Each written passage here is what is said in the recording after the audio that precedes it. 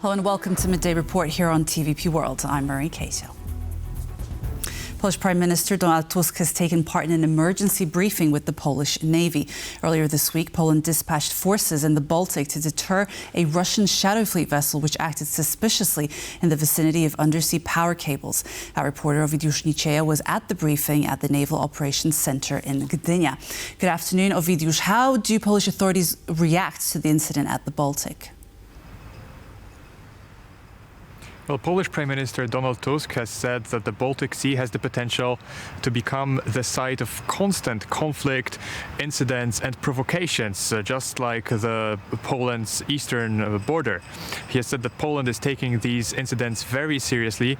We're talking here about a Russian shadow fleet vessel which acted suspiciously in the area of Polish undersea power cables which connect Poland to Sweden.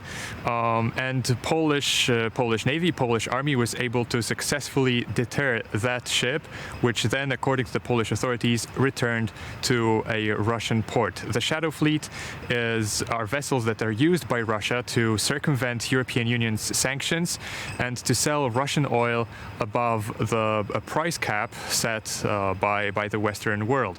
And let's take a listen to Prime Minister Donald Tusk regarding talking about this incident. We have made the decision to immediately initiate the procurement of drones for the Polish Navy. These are very complex platforms that will allow us to effectively monitor what is happening underwater, on the water and above the water at much lower cost than when we have to deploy specialized ships. After listening to the recommendations of high-ranking naval officers, we are giving the green light to proceed. The incident has taken place amid efforts to end the war in Ukraine. Reportedly, U.S. President Donald Trump has told European leaders that Vladimir Putin is not interested in ending the war in Ukraine. Ovidiusz, has the Polish Prime Minister commented on that?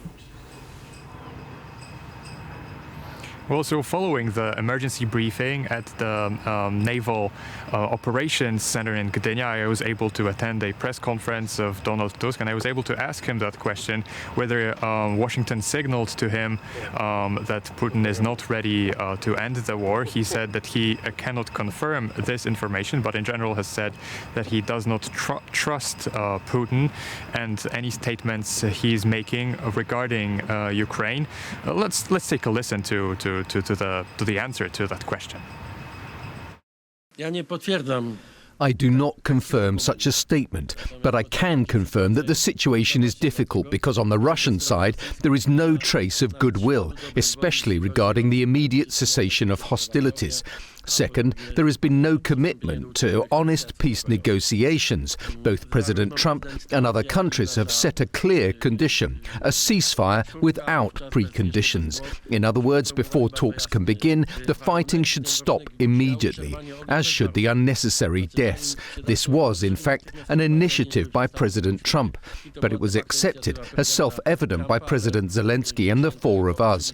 However, the Russians have resorted to their classic tactics of dragging things out and sowing deliberate confusion, so as not to commit to a ceasefire or serious peace talks. The situation is difficult, but I wouldn't say it is critical, as it has been challenging from the very beginning.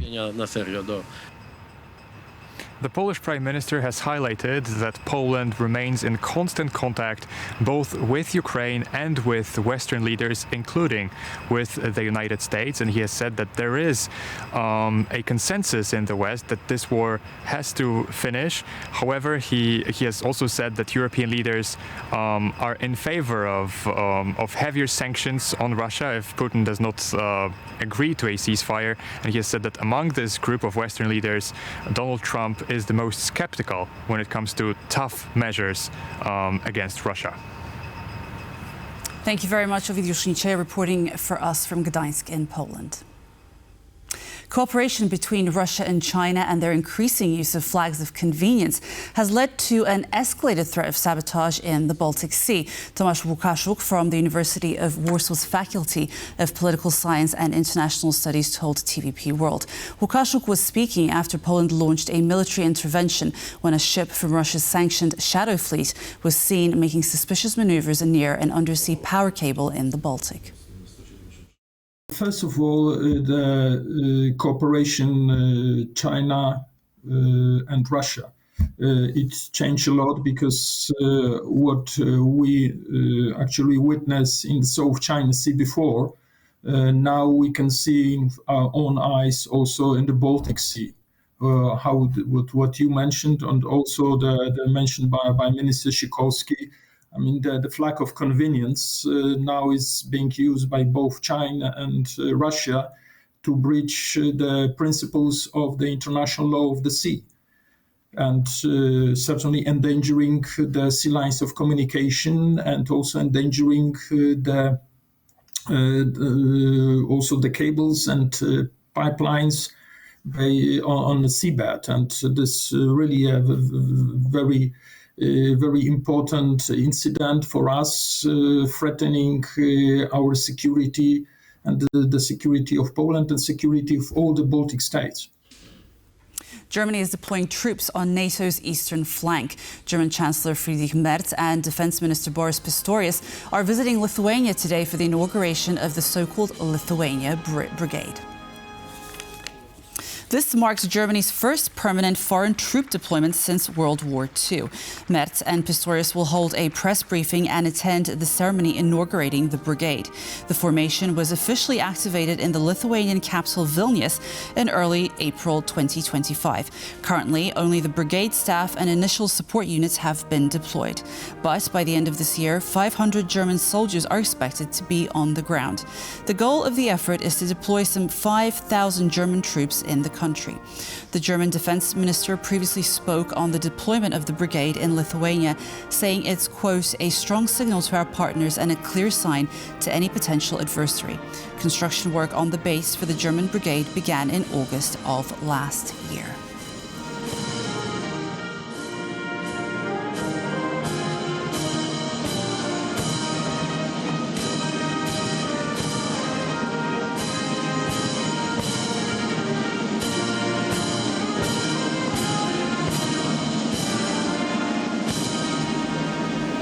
And here we have live images straight from Vilnius of the inauguration ceremony of this event.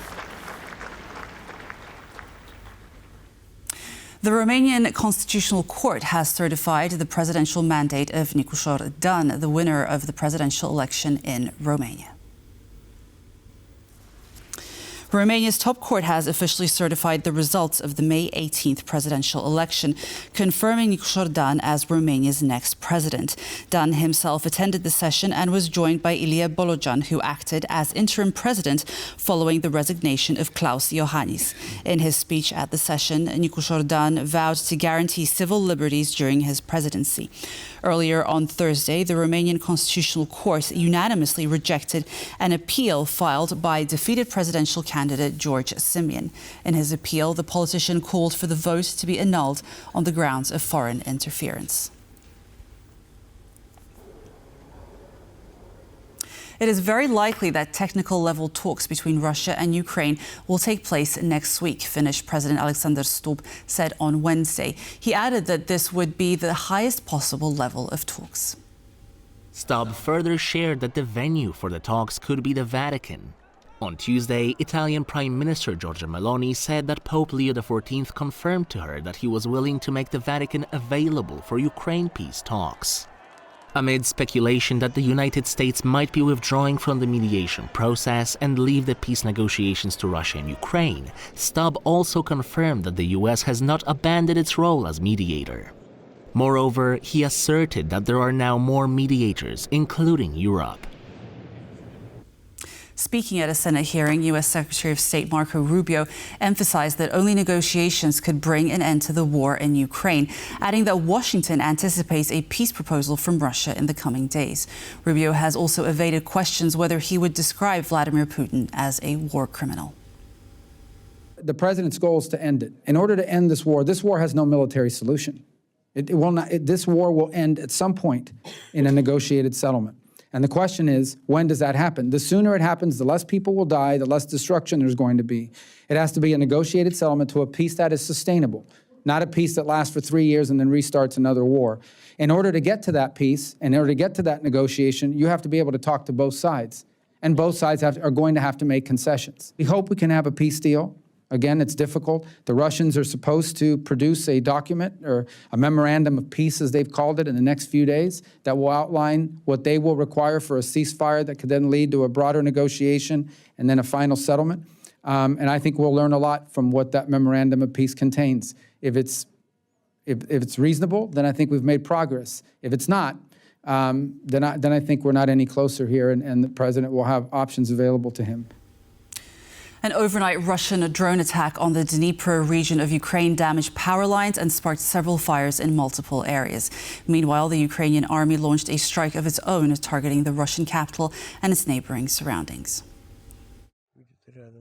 Russia's attack targeted the cities of Pavlograd, Nikopol and Marhanets, significantly impacting their power grids. While the strike on Pavlograd damaged an industrial building, the attack on Nikopol and Marhanets damaged 4 private houses. According to the military administration of the Dnipropetrovsk region, no one was killed or wounded in the attack.